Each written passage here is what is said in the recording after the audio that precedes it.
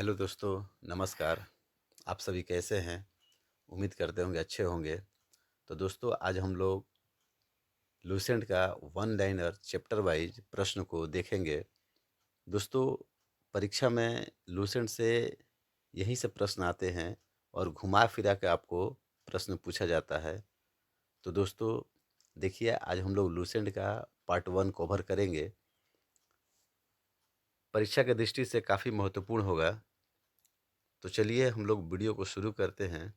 सिर्फ आपको सुनना है, सुनते सुनते याद हो जाएगा। चलिए दोस्तों पहला प्रश्न है, भारत और फारस के संबंध का वर्णन किस पुस्तक में मिलता है? क्वेश्चन पूछा गया भारत तथा फारस के संबंध का वर्णन किस पुस्तक में मिलता है? दोस्तों इसका आंसर होगा हिस्टोरिका। हिस्टोरिका पुस्तक के लेखक हैं हेरोडोटस।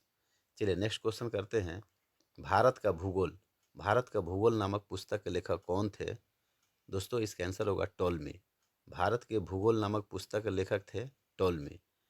नेक्स्ट क्वेश्चन, तहकीके हिंद यानी भारत की खोज पुस्तक के लेखक कौन थे? अलबरूनी। तहकीके हिंद भारत की खोज पुस्तक के लेखक कौन थे? अलबरूनी। रेशम बुनकर की श्रेणियों की जानकारी किस अभिलेख से प्राप्त होती है? रेशम बुनकर की श्रेणियों की जानकारी किस अभिलेख से प्राप्त होती है? मंदसौर अभिलेख से प्राप्त होती है। प्राचीन सिक्का या आहत सिक्का को साहित्य में क्या कहा गया है? कसारपण। प्राचीन सिक्का या आहत सिक्का को साहित्य में क्या कहा गया है? कसारपण। अगला क्वेश्चन है, आग का आविष्कार किस काल में हुआ था? आग का आविष्कार किस काल में हुआ था? पूरा पाषाण काल में। पहिए का आविष्कार किस काल में हुआ था? पहिए का आविष्कार किस काल में हुआ था? नवपाषाण काल में हुआ था। चलिए नेक्स्ट क्वेश्चन देखते हैं, मनुष्य ने सर्वप्रथम किस धातु का प्रयोग किया था? मनुष्य ने सर्वप्रथम किस धातु का प्रयोग किया था? तांबे का प्रयोग किया था।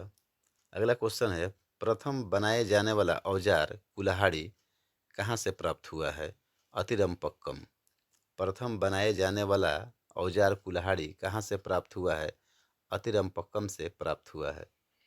अगला क्वेश्चन है, सिंधु सभ्यता का मुख्य फसल क्या था? सिंधु सभ्यता का मुख्य फसल क्या था? गेहूं और जौ। अगला क्वेश्चन है, सिंधुवासी मिठास के लिए किसका प्रयोग करते थे?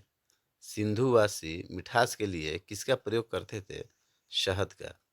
अगला क्वेश्चन है, सिंधु सभ्यता के लोगों का पूजनीय पशु क्या था? सिंधु सभ्यता के लोग कौन से जानवर को पूजते थे? इसका आंसर होगा कुबोलवाड़ा सांड। पर्दा प्रथा एवं वेश्यावृत्ति किस काल में प्रचलित थी? पर्दा प्रथा एवं वेश्यावृत्ति किस काल में प्रचलित थी? सिंधु काल में। वैदिक लोगों में वैदिक काल में गोचर भूमि का अधिकारी क्या कहलाता था? वैदिक काल में गोचर भूमि का अधिकारी क्या कहलाता था? वाजपति। आर्यों का प्रिय पशु कौन था? आर्य का प्रिय पशु क्या था? घोड़ा। आर्यों के प्रिय देवता कौन थे? आर्यों के प्रिय देवता कौन थे? इंद्र। अगला क्वेश्चन है, उत्तर वैदिक काल में प्रथम बार पक्की ईंटों का प्रयोग कहाँ हुआ था? उत्तर वैदिक काल में प्रथम बार पक्की ईंटों का प्रयोग कहाँ हुआ था? कौशाम्बी में। किन दो जैन तीर्थंकरों किन दो जैन तीर्थंकरों के नामों का उल्लेख ऋग्वेद में मिलता है? किन दो जैन तीर्थंकरों के नामों का उल्लेख ऋग्वेद में मिलता है? ऋषभदेव तथा अरिष्टनेमि। अगला क्वेश्चन है, बौद्ध धर्म एवं जैन धर्म में समानता क्या है? बौद्ध धर्म एवं जैन धर्म में समानता क्या है? अनीश्वरवाद। अगला क्वेश्चन है, किस शासक के मुद्राओं पर शिव एवं नंदी के एक साथ अंकन मिलता है? कुषाण शासक। किस शासक के मुद्राओं पर शिव एवं नंदी का एक साथ अंकन मिलता है? कुषाण शासक। अगला क्वेश्चन है, ब्रह्मसूत्र पुस्तक के लेखक। ब्रह्मसूत्र पुस्तक के लेखक कौन थे? रामानुज। अगला क्वेश्चन है, अशोक के शिलालेख की खोज 1750 ईस्वी में किसने की थी? अशोक के शिलालेख की खोज 1750 ईस्वी में किसने की थी? पैंथेलर। अगला क्वेश्चन है, अशोक का सबसे छोटा अभिलेख कौन सा है? रूमनदेही अभिलेख। अशोक का सबसे छोटा अभिलेख कौन सा है? रूमनदेही अभिलेख। अगला क्वेश्चन है, बौद्ध धर्म का विश्वकोश किसे कहा जाता है? बौद्ध धर्म का विश्वकोश किसे कहा जाता है? महाविभास सूत्र को।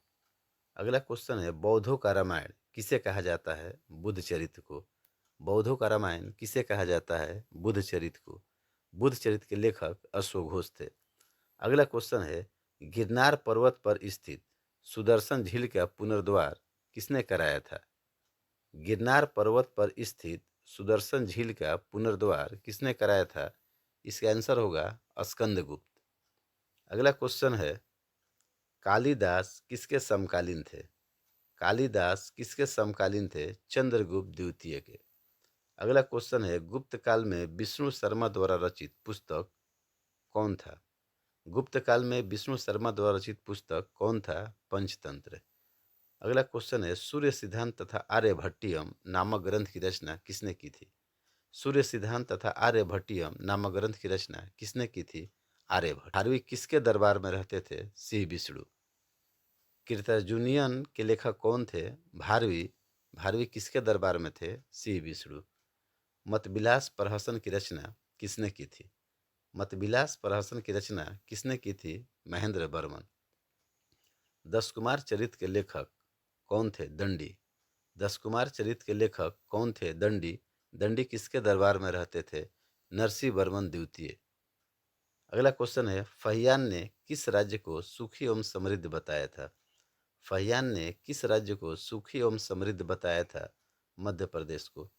अगला क्वेश्चन है, भारत में पारिस्थितिकी का जनक किन्हें माना जाता है? भारत में पारिस्थितिकी का जनक किन्हें माना जाता है? प्रोफेसर रामदेव मिश्र को।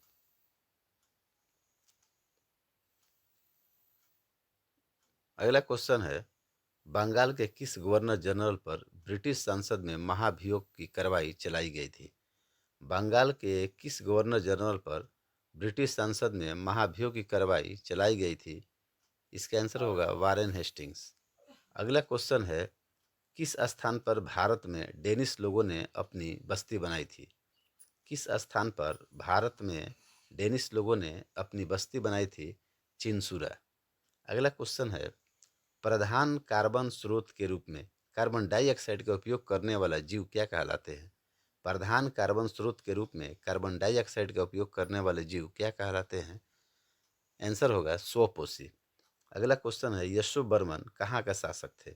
यशो बर्मन कहाँ के शासक थे? आंसर होगा कन्नौज। अगला क्वेश्चन है, भारत के उत्तर पूर्वी क्षेत्र की कौन सी जनजाति का संबंध चाय की कृषि और उत्पादन से है? भारत के उत्तर पूर्व क्षेत्र की कौन सी जनजाति का संबंध चाय की कृषि और उत्पादन से है? जयंतिया। जयंतिया मेघालय में, मेघालय राज्य में पाई जाती है। गारो, खासी और जयंतिया ये जनजातियाँ मेघालय राज्य में मुख्यतः पाई जाती है। चलिए अगला क्वेश्चन है, फिरोज शाह तुगलक तुगलक तुगलक द्वारा फिरोज शाह तुगलक द्वारा सिंचाई कर का कितना भाग लिया जाता था? फिरोज शाह तुगलक द्वारा सिंचाई कर का कितना भाग लिया जाता था? 1/6 भाग। अगला क्वेश्चन है, भारत में पश्चिमी भारत में पश्चिमी विक्षोभ के कारण होने वाली वर्षा से सामान्यतः किस फसल को लाभ पहुंचता था?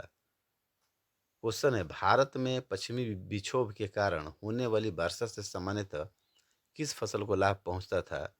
आंसर होगा गेहूं। अगला क्वेश्चन है, मिहिर भोज के ग्वालियर प्रशस्ति के लेखक कौन थे? मिहिर भोज के ग्वालियर प्रशस्ति के लेखक कौन थे? बालादित्य। अगला क्वेश्चन है, चार बाग बनाने की परंपरा की शुरुआत किस मुगल शासक ने की थी? चार बाग बनाने की परंपरा की शुरुआत किस मुगल शासक ने की थी? अकबर।